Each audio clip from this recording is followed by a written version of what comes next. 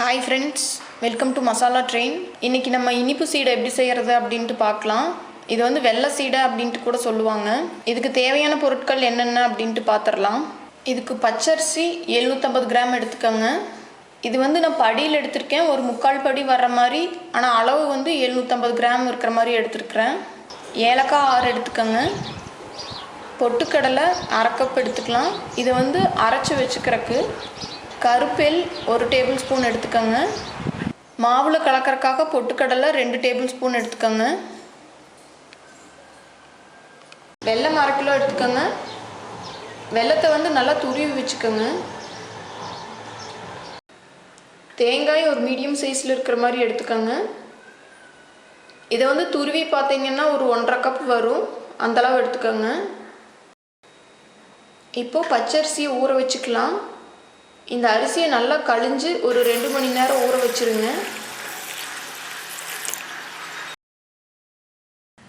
அரிசி நல்லா ஊறினதுக்கப்புறம் இந்த மாதிரி ஒரு காட்டன் கிளாத் எடுத்துக்கோங்க. இதில் தண்ணி எல்லாம் வடிச்சிட்டு அரிசி வந்து நல்லா பரப்பி விட்டுருங்க. அப்போ தான் இந்த அரிசியில் இருக்கிற தண்ணியை இந்த கிளாத் வந்து நல்லா உறிஞ்சிக்கும். இதை கொஞ்ச நேரம் நல்லா ட்ரை பண்ணிடுங்க. இது வந்து ரொம்ப ட்ரையாகவும் போகக்கூடாது. ரொம்ப ட்ரை ஆகிடுச்சு அப்படின்னா மாவு வந்து அவ்வளோ சாஃப்டாக இருக்காது. இது கையில் எடுத்து பார்த்தீங்கன்னா கையில் வந்து இந்த அரிசி ஒட்டாத மாதிரி இருந்துச்சுன்னா போதும். இப்போது இதை மிக்ஸி ஜாரில் அரைச்சிக்கலாம். அரிசி 3/4 கிலோ எடுத்துருக்கிறதுனால கம்மியாக தான் இருக்குது, அதனால் மிக்ஸி ஜார்லேயே அரைச்சிக்கலாம்.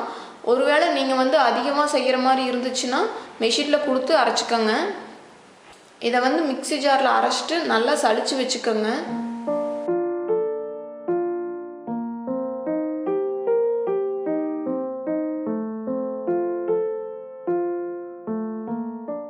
இப்போது பாவு காய்ச்சிக்கலாம். வெல்லத்தை வந்து ஒரு கப்பில் எடுத்துக்கோங்க. இதுக்கு தேவையான அளவு தண்ணி எடுத்துக்கலாம். தண்ணி வந்து ஒரு 1/4 கப் எடுத்துக்கோங்க. இதை வந்து அடுப்பில் வைக்கிறதுக்கு முன்னாடி இதில் இருக்கிற கட்டியெல்லாம் நல்லா உடச்சி விட்டுருங்க. பாகு காய்ச்சும் போது எப்போவுமே தீயை வந்து மிதமான சூட்டில் வச்சுருங்க. இது வந்து சீக்கிரமாக பதம் வந்துடும். ஏன்னா இதுக்கு வந்து தண்ணி நம்ம 1/4 டம்ளர் மட்டும்தான் சேர்த்திருக்கோம். இது ஒரு டைம் நல்லா கொதிச்சு வந்தாலே போதும். இது வந்து நல்லா கொதித்ததுக்கப்புறம் ஒரு தட்டில் வந்து பாகு எடுத்து தண்ணி விட்டு பார்த்துக்கலாம். நான் வந்து இந்த வீடியோவில் காமிச்ச மாதிரி கையில் எடுத்து நீங்கள் பார்த்தீங்கன்னா போதும். ஒரு சின்ன கம்பி பதமாட்டம் வரும், அந்த மாதிரி வந்துட்டாலே போதும்.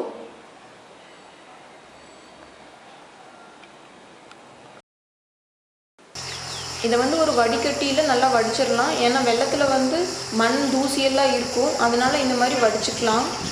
பாகு சேர்த்துனதுக்கப்புறம் இந்த அரிசி மாவையும் இந்த பாகையும் நல்லா மிக்ஸ் பண்ணிடுங்க. மாவு பார்த்திங்கன்னா நல்லா இலகுன மாதிரி தான் இருக்கும். இதை வந்து நீங்கள் ஒரு நாள் வச்சுட்டு அடுத்த நாள் நீங்கள் சீடை சுடுங்க. அப்போ வந்து நல்லாயிருக்கும். மாவு வந்து கொஞ்சம் கெட்டியாயிடும். இப்போ ஒரு நாள் ஆயிடுச்சு, எடுத்து பார்க்கலாம் மாவு எப்படி இருக்குது அப்படின்ட்டு.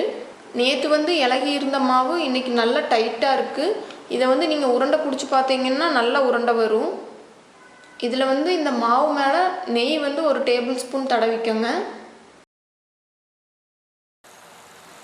உருண்டை பாருங்கள் நல்லா வருது. மாவு கரெக்டான பதத்தில் இருக்குது.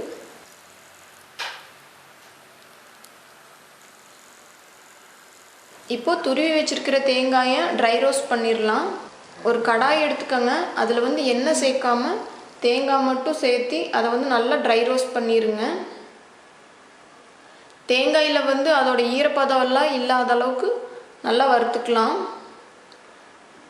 ஒரு மீடியம் ஃப்ளேமில் வச்சுருங்க. தேங்காய் வந்து கருகிடாமல் பார்த்து வறுத்துக்கோங்க. தேங்காய் பாருங்கள் இந்தளவுக்கு வறுபடணும். இப்போ பொட்டுக்கடலையை வந்து அரைச்சிக்கலாம். அரைச்சி வச்சுருக்கிற பொட்டுக்கடலையை வந்து சலிக்க தேவையில்லை.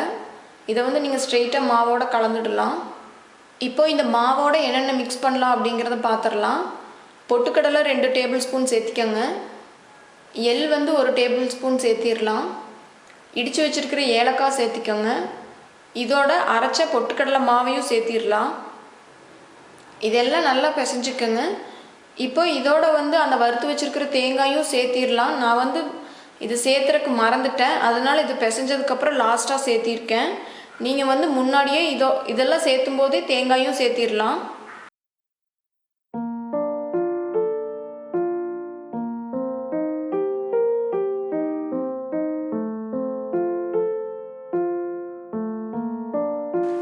சீடைக்கு வந்து உருண்டை பிடிச்சிடலாம்.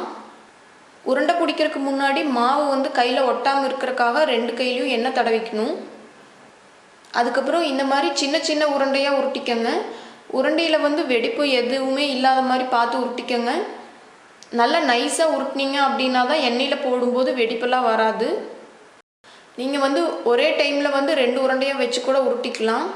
எப்பவுமே சின்ன சின்ன உருண்டை உருட்டுறக்கு பாருங்கள். அப்போ தான் அது பார்க்குறக்கும் நல்லாயிருக்கும், நல்லா மொறுமொறுப்பாக இருக்கும். அதே டைமில் உள்ளேயும் நல்லா வெந்த மாதிரி இருக்கும்.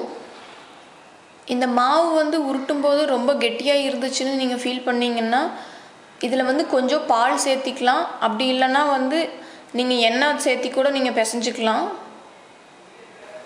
நீங்கள் நிறைய உருண்டை உருட்டும் போது இந்த மாதிரி கையில் மாவு வந்து 2 கையிலையும் ஒட்டிக்கும். அப்படி ஒட்டும்போது இந்த மாதிரி ஸ்பூன் வச்சு அதை எடுத்துட்டு திரும்ப கையில் எண்ணெய் தடவி உருட்டுங்க.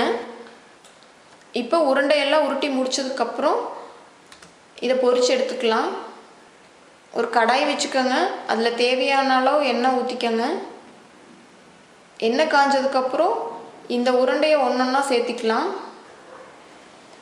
இதை வந்து மிதமான தீயில் வச்சு பொரிச்சு எடுத்துக்கோங்க.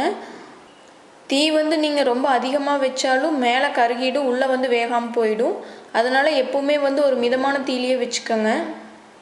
இது வந்து பார்க்குறக்கு தான் ரொம்ப கஷ்டமாக நிறைய வேலை இருக்கிற மாதிரி இருக்குது. ஆனால் இது வந்து செய்கிறது ரொம்ப ஈஸி. இது கண்டிப்பாக நீங்களும் ட்ரை பண்ணி பாருங்கள். ட்ரை பண்ணிவிட்டு எனக்கு கமெண்ட் பண்ணுங்கள். இந்த சேனல் சப்ஸ்கிரைப் பண்ணாமல் இருந்தீங்கன்னா கண்டிப்பாக சப்ஸ்கிரைப் பண்ணிடுங்க. உங்கள் ஃப்ரெண்ட்ஸ் ஃபேமிலிக்கு ஷேர் பண்ணுங்கள். அடுத்த வீடியோவில் பார்க்கலாம். நன்றி.